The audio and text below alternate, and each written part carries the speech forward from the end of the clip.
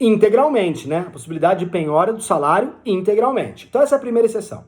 A segunda exceção é a exceção prevista no artigo 14, parágrafo 3º da Lei de Ação Popular, que estabelece que nas hipóteses de condenação relacionado à ação popular, o indivíduo foi condenado a reparar o erário público por conta de um ato ilegal e lesivo a ele, também nesse caso o salário do servidor público pode ser penhorado proporcionalmente para poder pagar os danos que ele causou.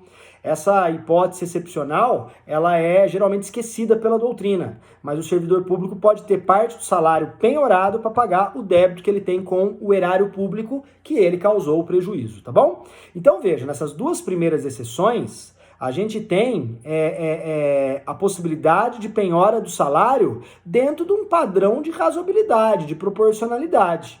Porque pode penhorar o salário do devedor para pagar alimentos e pode penhorar o salário do servidor público para pagar a condenação em ação popular. Agora, a terceira exceção mostra a completa falta de noção do legislador brasileiro.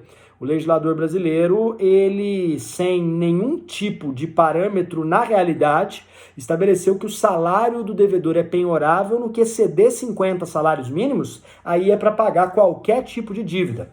Veja, 50 salários mínimos, nós estamos falando em algo em torno aproximadamente de 55 mil reais.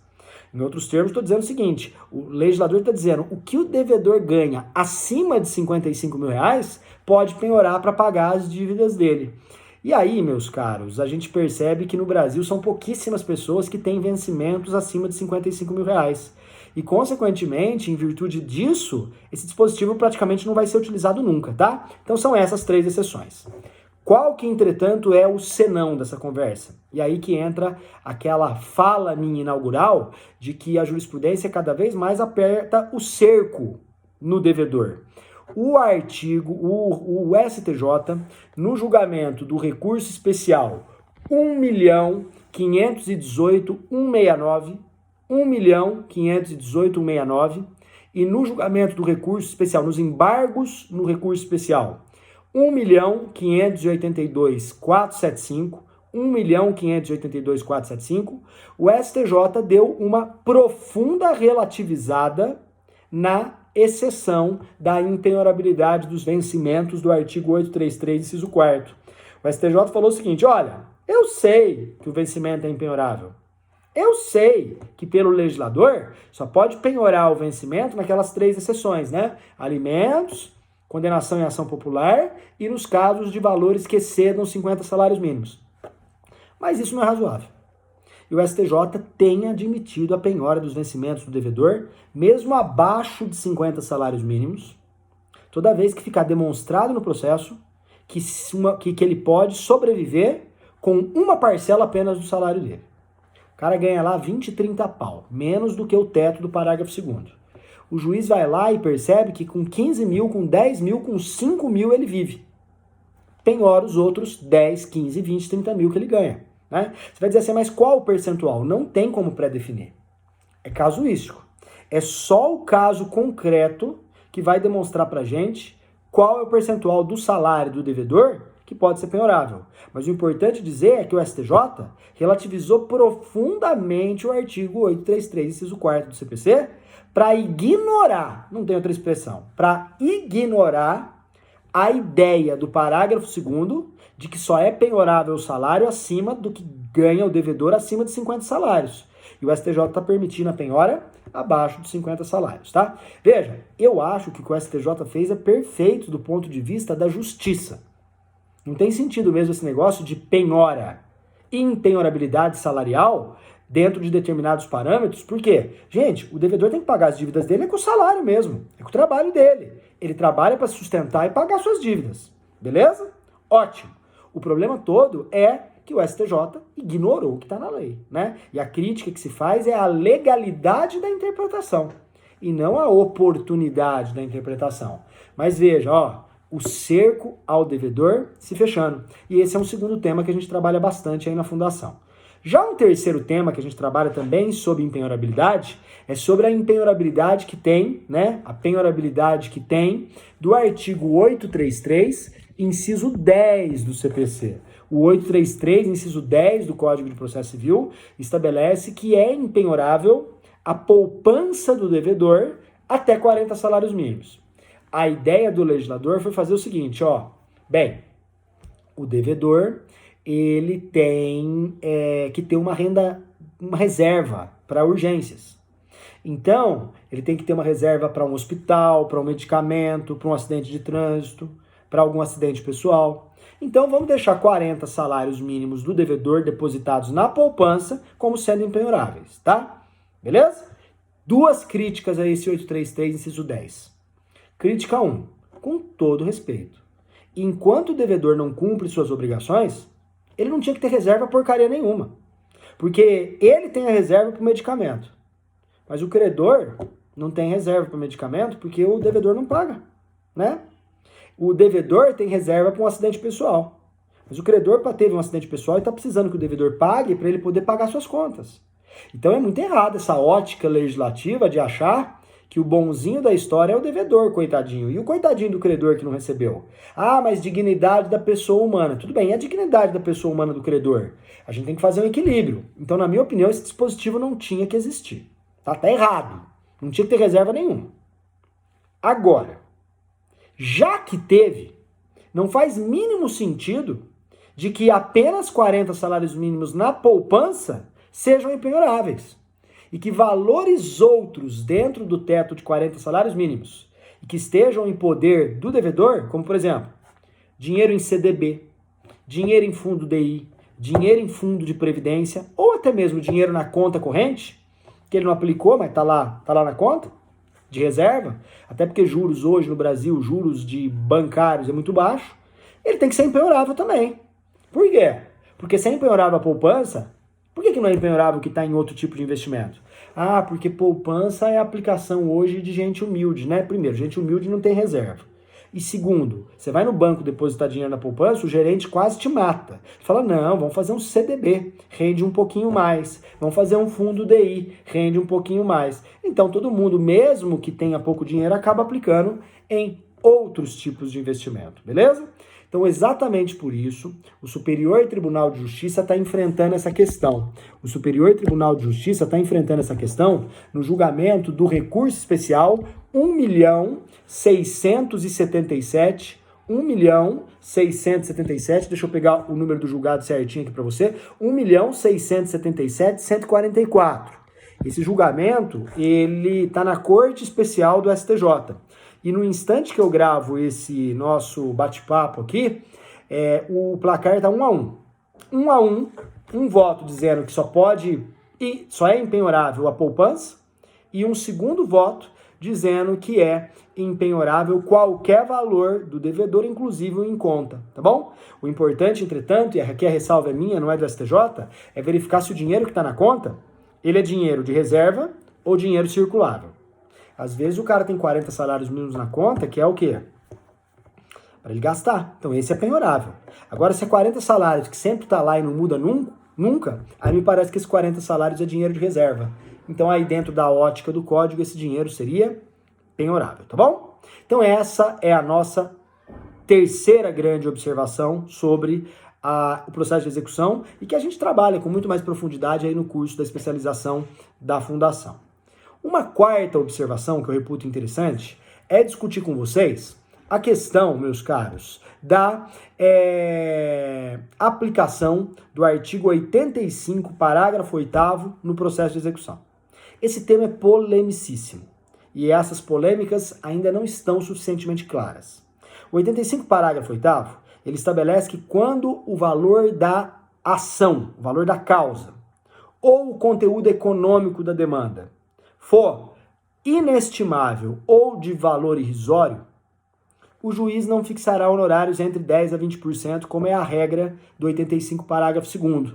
Ele fixará os honorários do advogado equitativamente.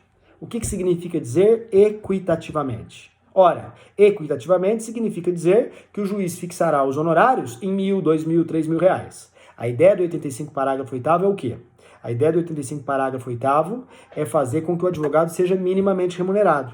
Porque às vezes o advogado tem que entrar com umas ações que não tem valor, adoção, ação de separação sem patrimônio do casal, ação de interdição, ação de cobrança do valor irrisório, vai, R$500, e aí não faz sentido botar para o advogado ganhar 10 a 20% de R$500, porque vai dar de 50 a R$100.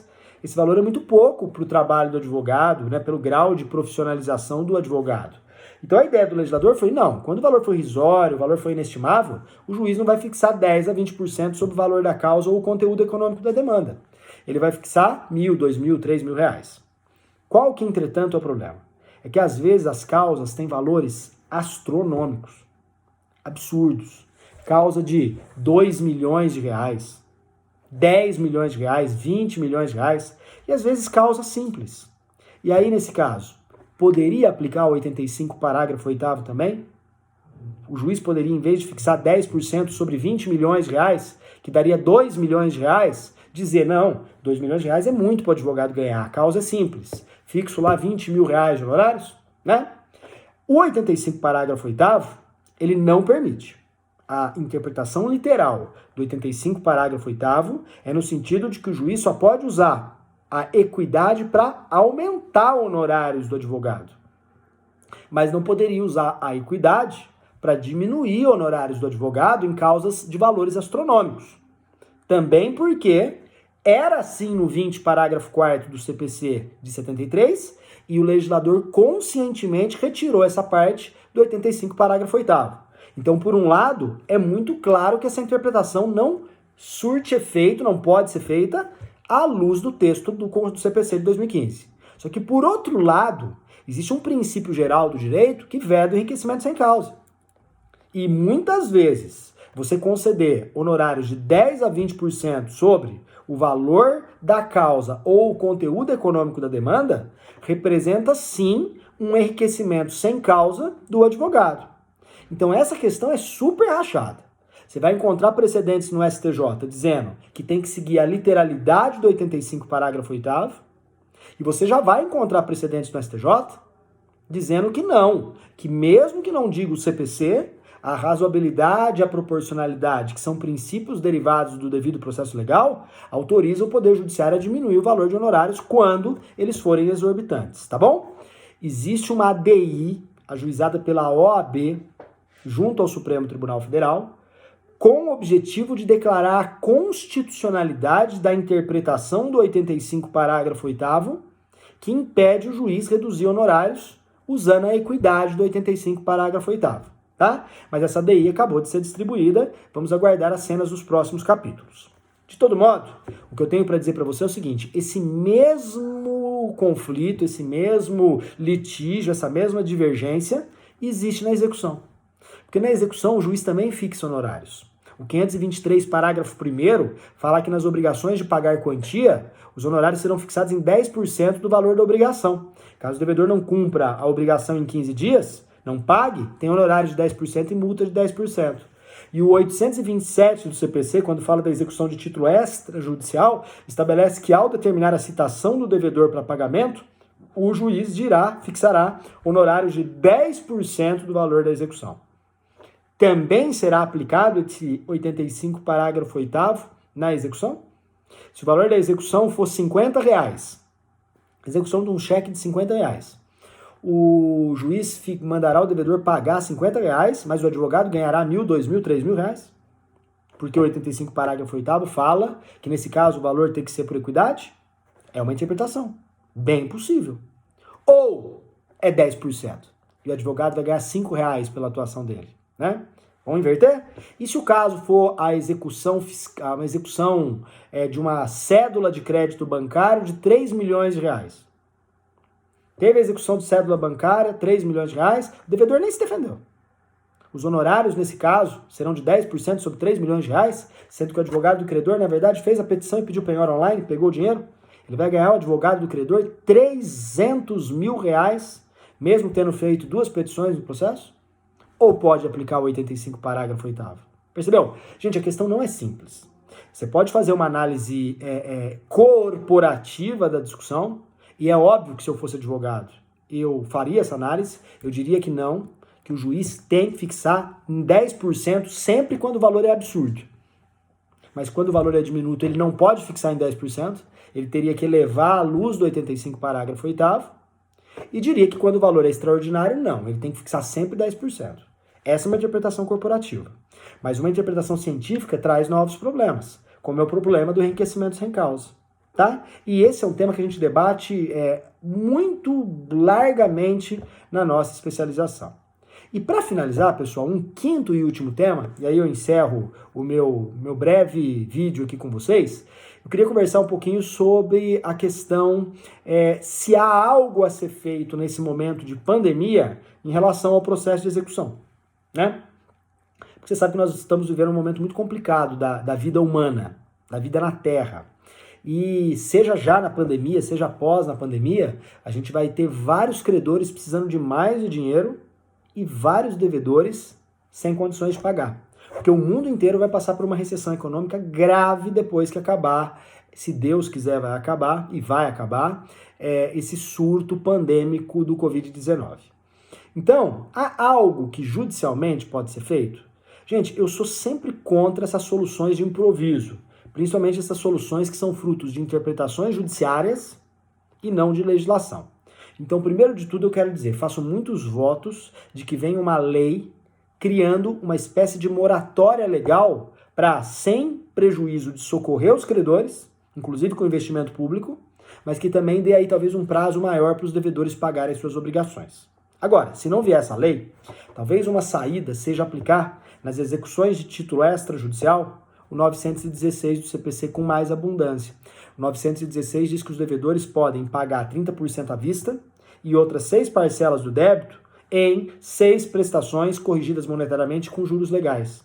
Esse dispositivo é um ótimo dispositivo de moratória legal e que pode ajudar os devedores sem prejuízo do crédito do credor, tá bom? Agora, o grande problema desse 916 é que o parágrafo 7º dele, ele veda o uso no cumprimento de sentença, na execução de título judicial.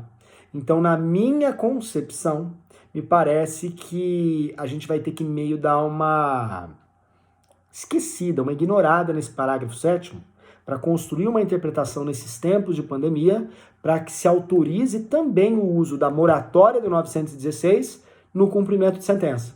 Por quê? Porque é uma forma do credor receber e permitir que o devedor, pelo menos, pague parceladamente o seu débito, tá bom? Pessoal, é isso aí, tá? Quero deixar aqui a minha saudação, o meu abraço a todos vocês, esperando em breve encontrá-los nas nossas salas de aula do curso de especialização em processo civil da Fundação. Um grande abraço a todos e até a próxima.